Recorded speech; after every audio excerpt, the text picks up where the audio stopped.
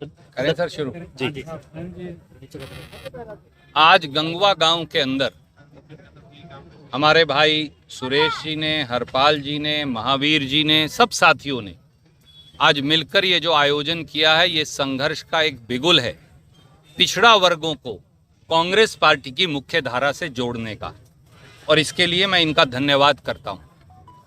प्रजापति समाज ने और उनके साथ साथ जांगड़ा, पांचाल, धीमान, कश्यप, सब समाजों ने, बैकवर्ड क्लास ने हमेशा कांग्रेस पार्टी का हाथ पकड़कर हरियाणा में राज सत्ता की नींव रखी है।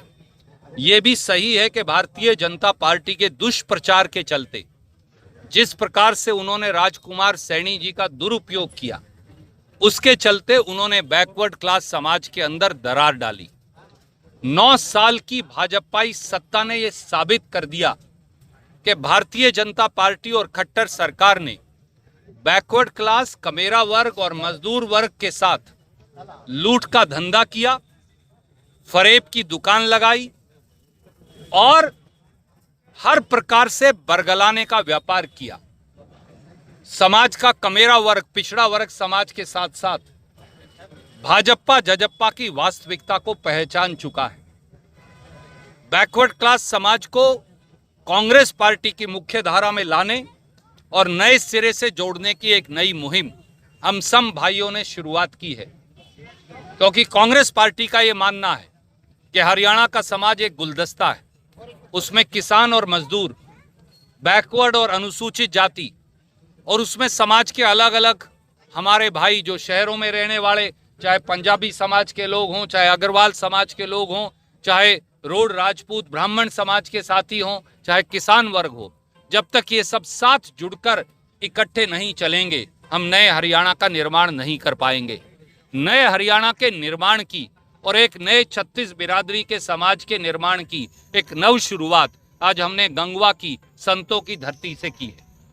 कोई प्रश्न आप पूछना चाहें? सर, जैसे भिवानी में कल भूपेंद्र सिंह हुड्डा जी की रैली है, कांग्रेस को मजबूत करने के लिए वो रैली है या किरण चौधरी को कमजोर करने के लिए वो रैली है? देखिए, हर व्यक्ति को अपना अधिकार है, वो हमारे बुजुर्ग हैं, मैं उनका सम्मान करता हूं। अपने अपने तरीके से कांग्रेस पार्टी के कार्यक्रम वो कर रहे हैं।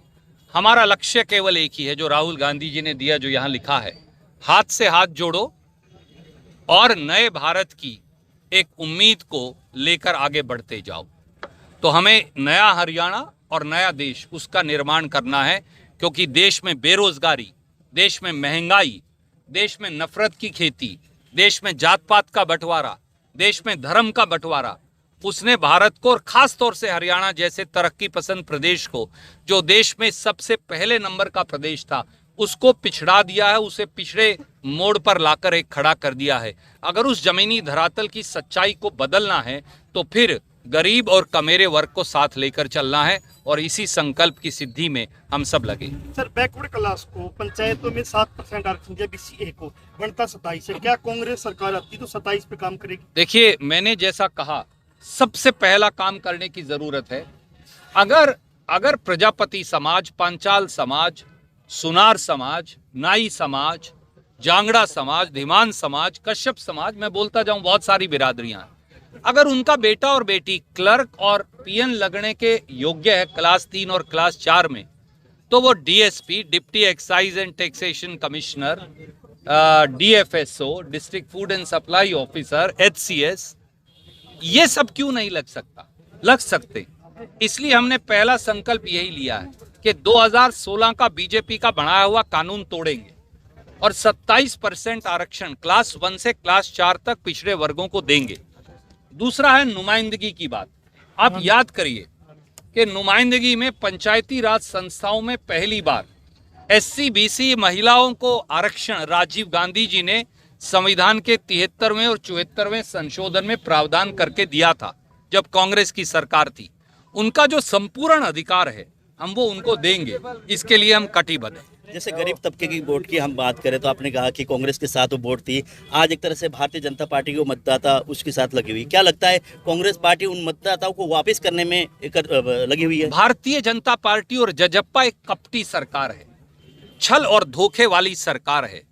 इनका काम लोगों की आंखों में धूल झोंकना, जातियों और बिरादरियों को आपस में लड़वाना शहर और गांव को लड़वाना, शहर में भी ये पंजाबी और वैश्य समाज को लड़वाएंगे, गांव में जाएंगे तो किसान और मजदूर को लड़वाएंगे, बगैर ये बात जाने कि हमारे संस्कृति और संस्कार ये कहते हैं कि जब तक गांव और शहर में 36 बिरादरी का गुलदस्ता नहीं बनेगा तब तक ये प्रदेश और पूरे के पूरे इलाके तरक्की नहीं करेंगे। हमारा सबका संकल्प एक कार्यकर्ता के तौर पे यही है कि हमें समाज में जो वैमनस्य फैलाया है, जो बिरादरियों में बंटवारा फैलाया है, उस खाई को पाट कर एक बार फिर समाज को आगे लेकर जाना है। आप जैसे राष्ट्रीय लेवल के नेता है, हर जगह आज यहाँ बात करें तो रणदीप सिंह सुरजेवाला मुख्यमंत्री बनेंगे, कुमारी शैलजा जी को बताऊँ उन वो मुख्यमंत्री बनेंगे, भूपेंद्र सिंह हुड्डा, अगर इसी तरह के नारे लगेंगे तो क्या कांग्रेस पार्टी मजबूत होगी? लगता है कि एक ही मंच में आके आप लोग आने वाले समय के चुनाव में बहुमत हासिल कर पाएंगे? आदरणीय साथी, आकांक्षा रखना बुरी बात नहीं, और आपके साथी हैं वो जोश में हर नेता के प्रति अच्छी बात कहेंगे, उसमें कोई बुराई नहीं, मैं उससे गुरेज नहीं करता, ना उसे गलत मानता। मेरा ये मानना है कम से कम स्वयं का, और मेरी इस बारे में शैलजा जी से, किरण जी से, कई अन्य नेताओं से चर्चा हुई कांग्रेस के। हम सब पहले कांग्रेस के कार्यकर्ता हैं, बाद में नेता हैं, और हमारा काम केवल खुद के लिए सत्ता प्राप्ति नहीं, हमारा काम लोगों की आवाज बनकर उनके लिए लड़ना और हरियाणा के लिए एक सकारात्मक एजेंडा बनाना है।